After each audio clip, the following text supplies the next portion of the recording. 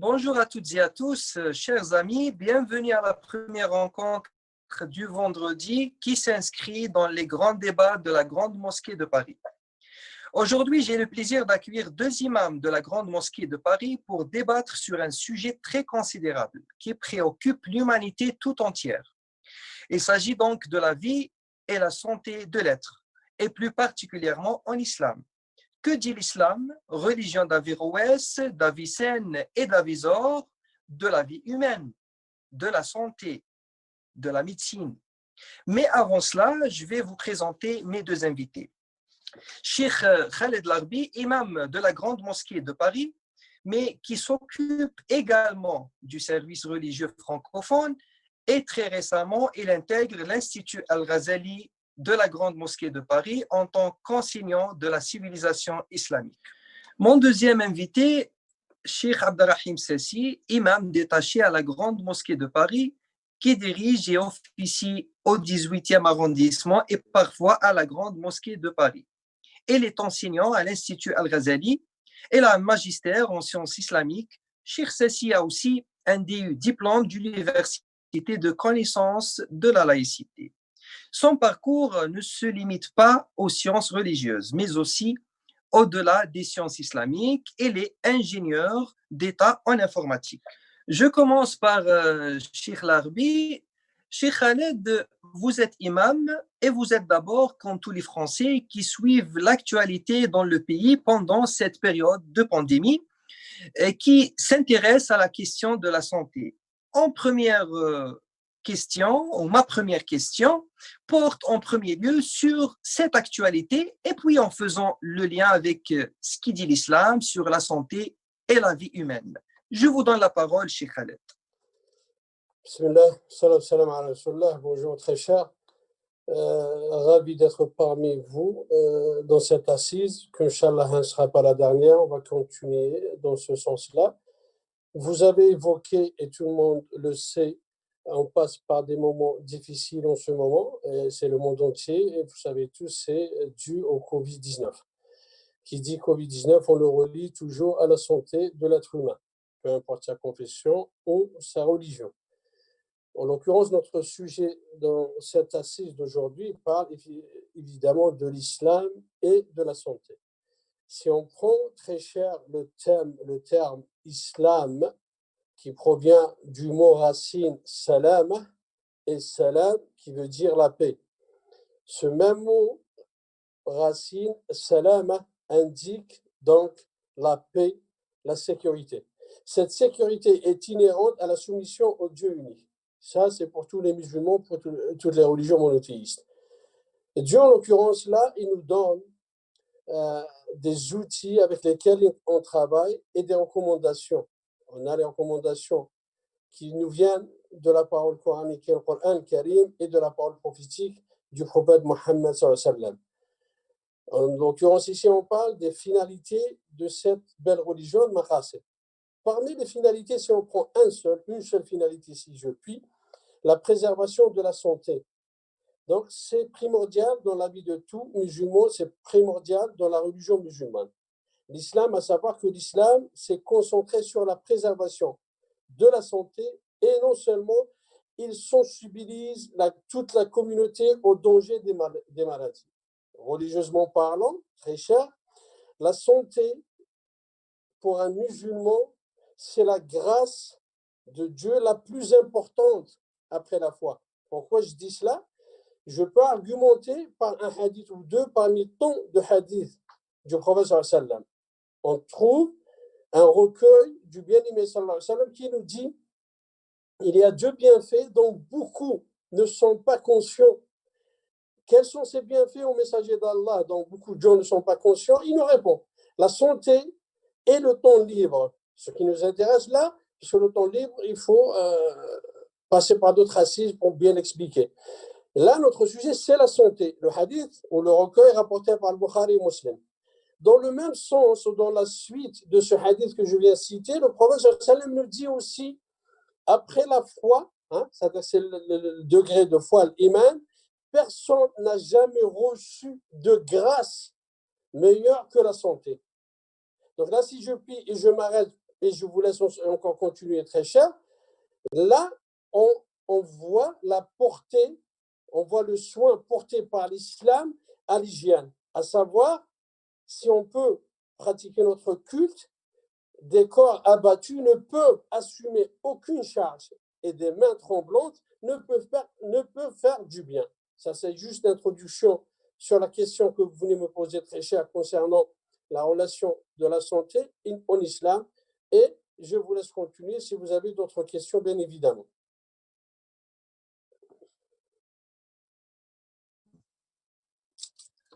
Cher Sassi, pour vous, quelle est l'importance de la santé en islam?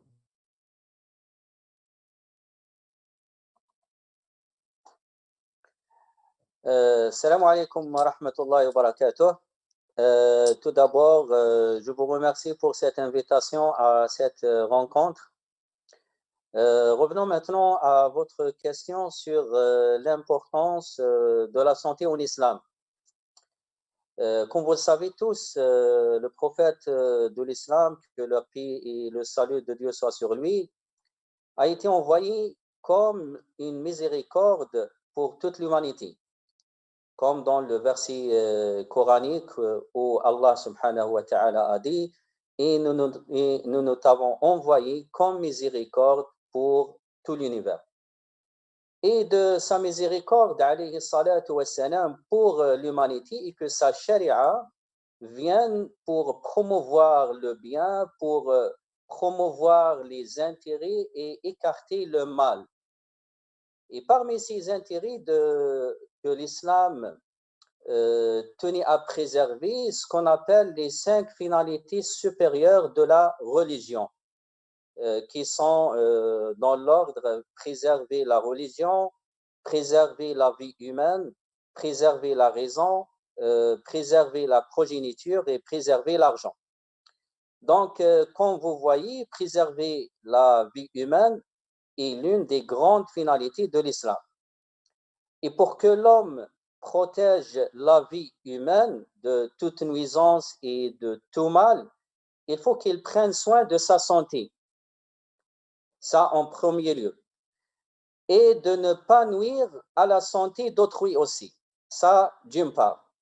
D'autre part, la santé est considérée en islam comme une grâce divine, comme un bienfait accordé par Allah Azza wa Jal à ses serviteurs, comme dans le hadith du prophète alayhi salatu wassalam que Cheikh Khaled venait de le citer tout à l'heure. D'ailleurs, il existe un nombre très important de versets coraniques et de hadiths du prophète Mohammed alayhi salatu wassalam qui exhorte, qui incite l'homme à prendre soin de sa santé physique, de préserver l'environnement dans lequel il vit, de prévenir la propagation des épidémies et des maladies contagieuses. Pour cela, je vous rappelle qu'en 1985, l'Organisation mondiale de la santé, à savoir l'OMS, a organisé un congrès où ils ont déclaré que la base de la préservation de la santé est la méthode de vie musulmane. Ils ont même publié un ouvrage qui contient 60 usages de la vie islamique instauré par le prophète Mohammed alayhi salatu wassalam pour la préservation et la protection de la santé et la prévention des maladies.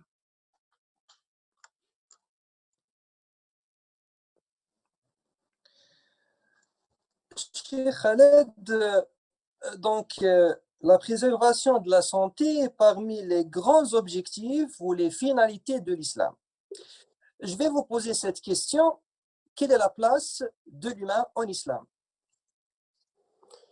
Très cher, l'homme, l'humain, de façon générale, en islam, il est sacré. Il a une certaine sacralité. Parce que si on fait un rapport, on rattache un verset coranique à un autre verset coranique, ou un verset vers un hadith ou un recueil prophétique, tout cet univers, Allah a créé tout cet univers pour être au service de l'être humain. Là, c'est le rapport de sacralité. Ensuite, l'être humain, il a un rapport avec son créateur, et je n'ai créé les djinns et les humains que pour qu'ils m'adorent. Maintenant, en l'occurrence, comment peut-on adorer son créateur si on a un corps qui est malade? C'est ça, cette relation. Il y a un côté religieux, un côté spirituel et un côté le quotidien de chacun de nous. L'être humain, il est sacré auprès d'Allah, il est plus sacré que la Kaaba. Et ça, vous savez tous, et y compris vous, Cheikh, les hadiths concernant ce sujet-là. Ensuite, il faut savoir qu'un corps sain n'a pas seulement un effet bénéfique sur la santé mentale, mais non, mais aussi sur l'optimisme de l'homme dans sa vie et ses rapports avec les gens. Pourquoi je dis cela? Parce que l'être humain, c'est un noyau de la société. Donc, si un noyau, des noyaux, ils sont malades, c'est toute la société qui est malade. Ça, c'est le côté contemporain de notre vie quotidienne. Ensuite, le côté religieux très cher, à savoir que l'être humain, il est en adoration permanente, en contact, en relation directe avec Allah Ta'ala. Pour cela, il faut qu'il y ait un corps sain. C'est quoi un corps sain? Maintenant, prenons un exemple très cher. Si on est malade, si on a juste une fièvre, on ne peut même pas accomplir une prière. Vrai ou pas? C'est vrai. Si on a juste une rage de dents, on ne peut pas accomplir nos actes culturels ou culturels en même temps. On ne peut même pas travailler. Maintenant, pour cela, il faut que moi et vous, on prenne soin de ce bienfait. Et là, je reviens à votre question sur la sacralité. La santé, c'est un bienfait de Dieu pour l'humain, peu importe cet humain. Et si on dit c'est un bienfait, c'est une grâce, c'est un cadeau, donc la moindre des choses, c'est être remercieux envers Allah, c'est de le remercier. Et là, sur ce sujet-là, j'attends votre question pour encore en débattre et continuer. Je reviens à Cheikh Sassi. Cheikh Sassi, moi, j'essaie de mettre à la place d'un jeune qui nous écoute, d'Aquitaine, de la Septième Année ou même du quartier latin parisien ou la banlieue de Paris. Et je vais vous poser cette question. L'islam a-t-il parlé de la médecine préventive contre les maladies?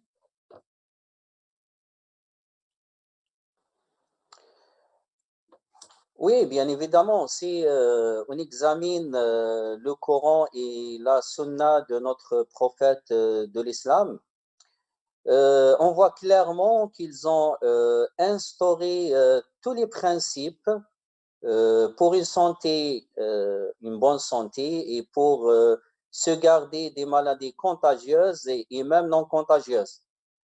Il faut savoir que cette vigilance de l'islam ne vise pas à préserver uniquement la santé du musulman, mais plutôt à préserver l'ensemble de l'humanité. Parce que, en fait, les maladies contagieuses ne se propagent pas en touchant les adeptes d'une religion particulière à l'exclusion d'une autre. Elles ne choisissent pas une personne d'une autre, mais plutôt elles touchent tous les gens dans toutes les sociétés sans distinction. Il faut savoir aussi que la méthodologie prophétique concernant la médecine préventive repose sur le fait de prévenir les maladies avant leur apparition et les traiter après. Maintenant, concernant la médecine préventive avant l'apparition des maladies, on cite à titre exemple la purification, la propreté, la préservation de l'environnement, l'alimentation saine et d'autres éléments. D'une autre part, l'islam considère la propreté et l'hygiène, qui représente bien évidemment la pierre angulaire de la santé, comme un symbole de la religion et de la foi. Pour cela, on trouve que les ablutions avant chaque prière sont obligatoires. En outre, le prophète Mohammed a légiféré à sa communauté la purification corporelle et même la purification buccale. Par exemple, on trouve ce hadith qui est très connu dans la sunna de notre prophète sallallahu alayhi wa sallam, où il a dit il est du devoir du musulman envers son Seigneur, envers Allah, de prendre un bain tous les 7 jours. Donc, dans ce hadith, on voit clairement que le prophète Mohammed alayhi salatu wa sallam incite les gens à se purifier chaque semaine. Bien sûr, le bain rituel, le bain corporel. Maintenant, concernant la médecine préventive après l'apparition des maladies, c'est bien sûr en se soignant de façon générale, mais aussi de façon plus spécifique par un isolement sanitaire qui est appelé une mise en quarantaine ou bien qui est connu maintenant par le confinement, avec bien sûr les maladies contagieuses. Et si on revient à la sunna de notre prophète Mohammed alayhi salatu wa sallam, on trouve cet ordre du prophète alayhi salatu wa sallam à sa communauté de se soigner. Il a dit dans un hadith authentique, serviteurs d'Allah, soignez-vous car Allah n'a pas créé de maladie sans créer également le remède qui lui convient sauf la vieillesse. Et dans une autre version, sauf la mort. Donc, dans ce hadith, on voit clairement aussi que le prophète de l'islam nous incite à se soigner. Donc, voici les concepts de façon générale de la médecine préventive en islam, que ce soit avant l'apparition des maladies ou bien après l'apparition des maladies.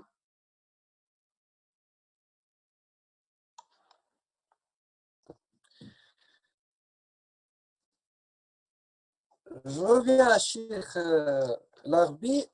Cheikh Khaled, ce que Cheikh Sassi vient de dire est très important, notamment sur la question de prévention des maladies et des pandémies.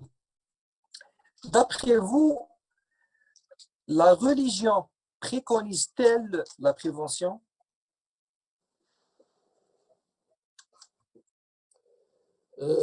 Oui, très cher. Elle préserve la prévention.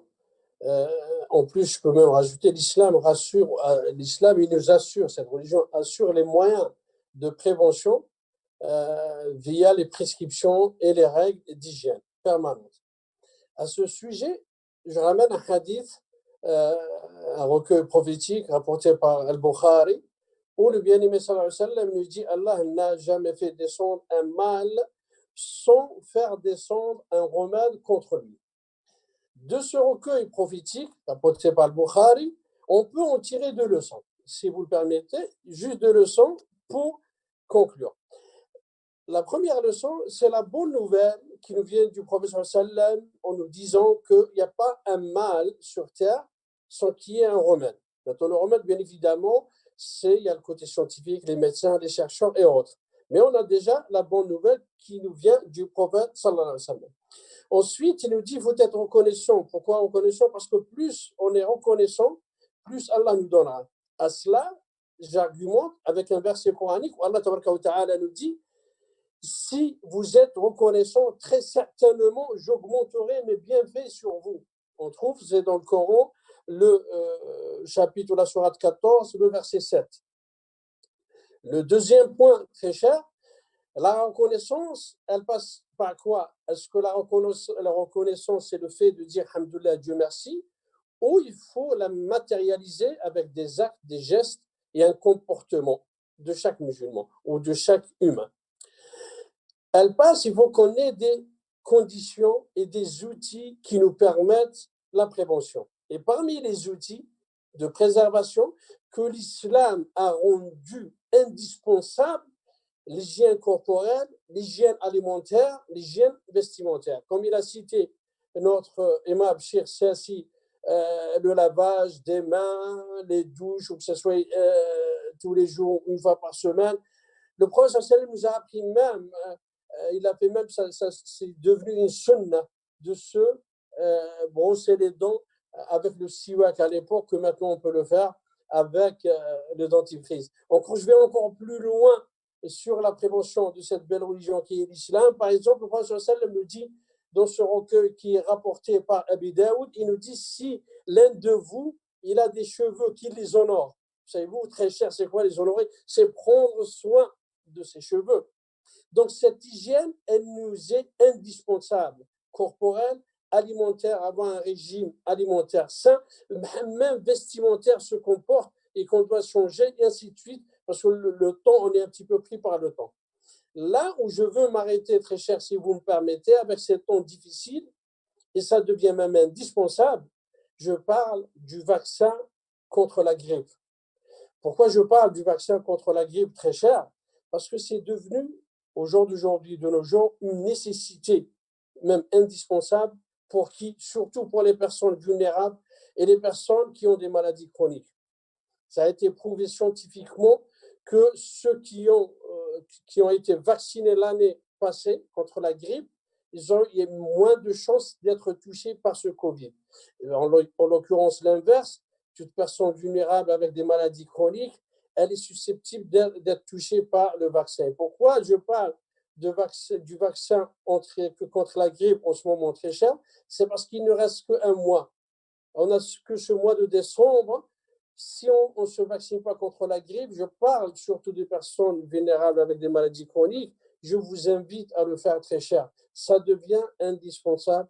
Je peux même dire obligatoire pour chaque musulman. Pourquoi? Je reviens sur le début de l'assise de notre cher Sassi, quand il a dit ça devient une obligation de ne pas nuire à sa santé et de ne pas nuire à l'autre. Je conclus, si vous le permettez, que la santé, c'est une grâce divine d'Allah, que la santé, c'est un cadeau de Dieu, que la santé, c'est un dépôt de Dieu sur lequel on sera questionné le jour du jugement.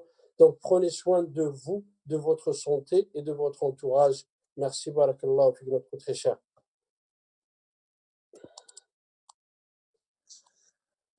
Merci infiniment, Cheikh Khaled. Donc, ma dernière question est adressée à notre Cheikh Sassi.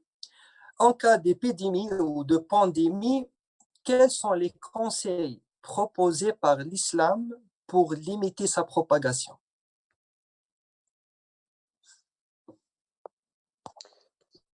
Oui, dans le cas d'épidémies et des pandémies, le prophète de l'islam, que la paix et le salut de Dieu soient sur lui, a fait recours à l'isolement sanitaire, ce qu'on appelle maintenant le confinement, qui est considéré comme le moyen le plus efficace pour limiter la propagation des maladies infectieuses.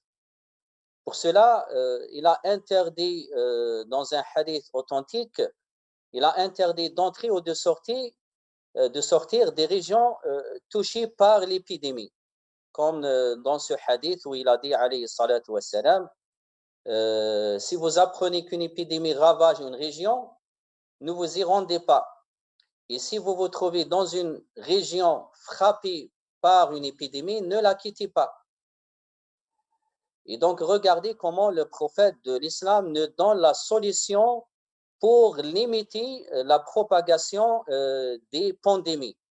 Mais la question qui se pose est, si on interdit un homme ayant contracté l'épidémie d'en sortir, peut-être clair et tout à fait compréhensible, pourquoi on empêche d'en sortir une personne qui n'a pas été touchée par l'épidémie? Et donc, cette question, elle est persistante. Donc, la médecine moderne répond à cette question en démontrant qu'un homme en bonne santé se trouvant dans une ville où se propage une épidémie peut être porteur du virus, malgré qu'il ne présente aucun symptôme. Et donc, si on lui permet de sortir de la zone infectée, il risque de propager la maladie à d'autres personnes qui ne sont pas infectées. C'est pour cela que les gens, surtout dans cette période difficile, doivent respecter le confinement imposé par le gouvernement afin qu'on puisse s'en sortir et revenir, Inch'Allah, à la vie normale.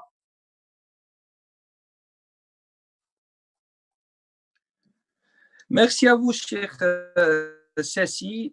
On arrive donc à la fin de cette édition. Je remercie nos imams, Cheikh Khaled Larbi et Cheikh Sassi, de leur présence et leur contribution avec nous aujourd'hui.